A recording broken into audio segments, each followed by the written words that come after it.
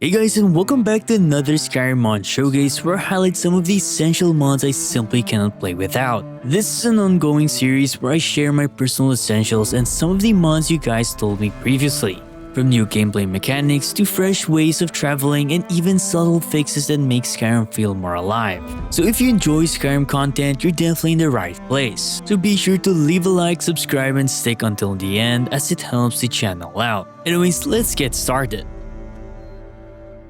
If you've played Skyrim, you know there are countless artifacts and rare items scattered throughout the world. The problem is, most of them just end up sitting in your inventory or tucked away in your cozy little home. That's where Legacy of the Dragonborn SSE comes in, and honestly, it's one of the most popular Skyrim mods for a very good reason. This mod completely changes how you experience Skyrim. From fully voiced quests to a brand new guild you can join to entirely new game systems you might not even thought were even possible. Legacy of the Dragonborn does it all. It's a massive museum mod, part treasure hunting adventure, and entirely a love letter to Skyrim's lore and the modding community. Some of the key features are the following. A brand new museum located in Solitude called the Dragonborn Gallery. It features a ton of displays where ancient relics will be stored safely. If ever you decide to join the Explorer Society, you'll be tasked to uncover these lost artifacts. The museum is designed where players can showcase their hard-earned treasures, and at times, passerbys will visit frequently.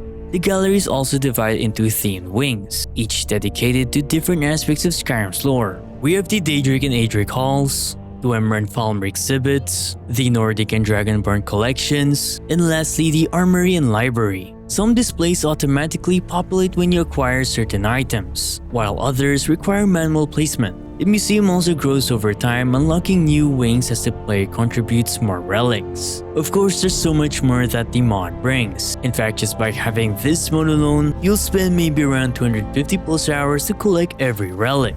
So if you're diving into Skyrim for the first time in a while, or if you're planning a playthrough without going overboard on mods, this is an absolute must-try. And speaking of things made for Skyrim fans, have you ever tried looking for Skyrim-themed clothing only to end up finding something you would never wear? I had the same problem until I found Project Orochi. Project Orochi is a streetwear brand that actually designs something you'll love to wear outside. And with their latest fall and winter collection, there are a ton of wonderful designs to choose from. Just look at this nightshade design. It's not only beautifully designed, it's made from heavyweight cotton, so it actually feels premium when you put it on. And it doesn't stop with Skyrim. They've got collections inspired by Elden Ring, Cyberpunk, the Soul series, and even more casual everyday pieces if you just want something stylish without the gamer look.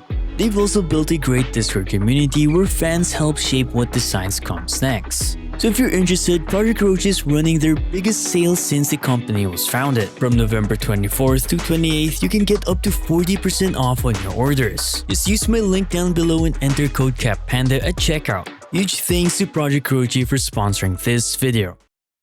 Skyrim's no doubt a fan favorite, but after 14 years, there are definitely aspects of the game that fans want to change. One of the things that bothers me the most is how roads look in Skyrim.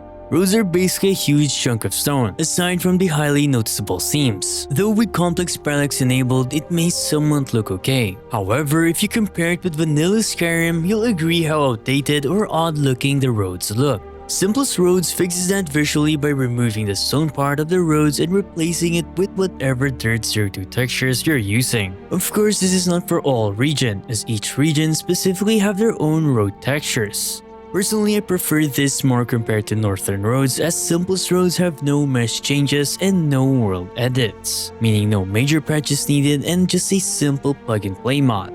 But of course, I do understand the aesthetic side of what Northern Road brings. Lucky for us, Northern Roads Clutters only is as close as we can get to have that Northern Roads vibe without worrying much about major patches. This mod adds only the Clutters of Northern Roads to Skyrim without any of the nav mesh changes. And just by having these two mods installed, you've already transformed Skyrim's landscape into something more. Of course, this is just a personal preference, but if you're like me who wants to see something new for a change, I highly recommend you to try it out. Skyrim's another personal essential mod that I just can't play without. This mod overhauls every vanilla city and town, transforming them into something much more lore-friendly and alive by adding tons of fitting structures, clutters, and details.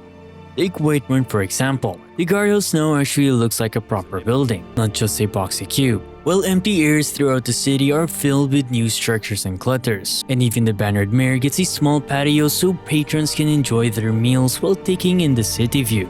Windhelm gets the same treatment. A new statue greets you as you enter. The city feels busier with added clutters. There's even a new Talos shrine and the market has been extended. Plus, what I really like about the mod is that it enhances the vanilla player home, now including all the crafting stations you need to make it truly useful.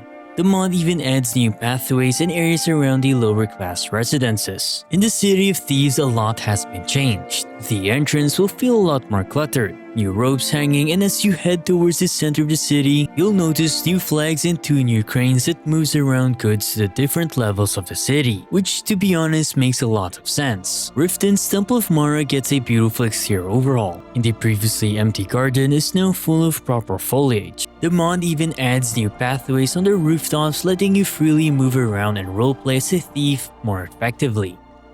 Riverwood also sees a major upgrade, with extra logs to showcase its main product, new docks and walkways, and an enhanced blacksmith area. Some of the buildings like the Sleeping Giant Inn also gets a new extension where horses can safely rest. Of course, these are just a few examples of what JK Skyrim brings to the table. If I'm gonna be honest with you guys, it's actually hard to showcase everything in one video as there's so much to explore. Overall, this mod does an incredible job enhancing Skyrim's vanilla location, making every city and town feel much more immersive and lived in. With all of these beautiful cities and location enhancements, what better way to explore Skyrim's vast lands than through the skies? That's Skyrim's Paraglider 1.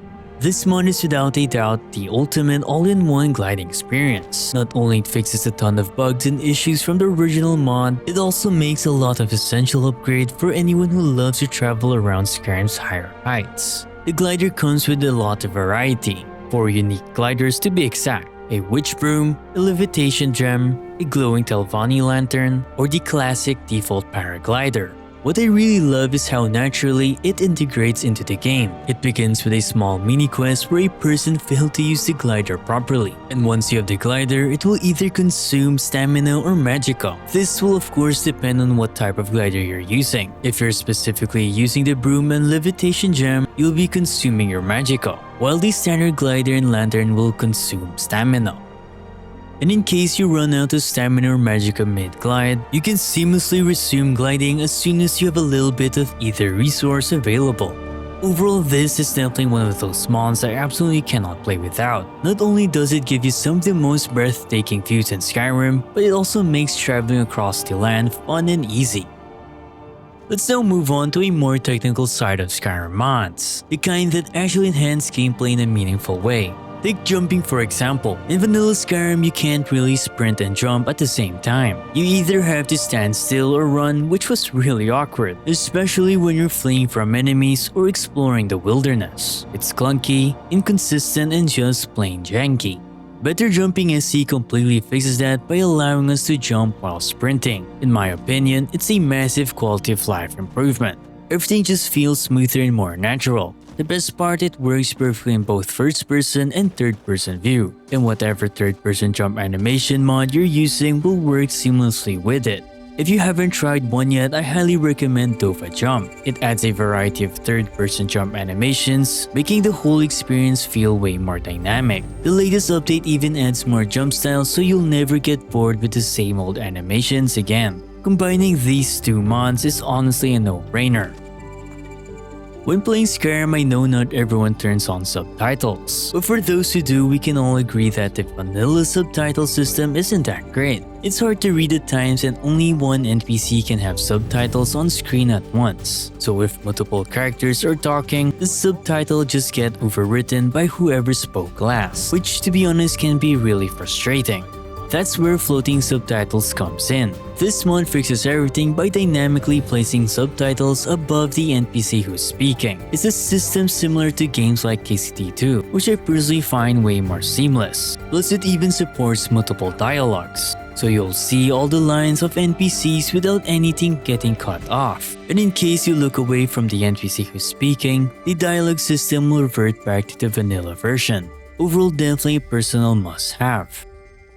Next, we have Auto Input Switch. This mod fixes the vanilla problem of not being able to use your controller and keyboard and mouse at the same time. I honestly don't know why Bethesda didn't fix this when they released Skyrim, but thanks to mods, this small issue can finally be fixed for a more seamless experience for those who use keyboard and mouse and occasionally controller, or of course vice versa.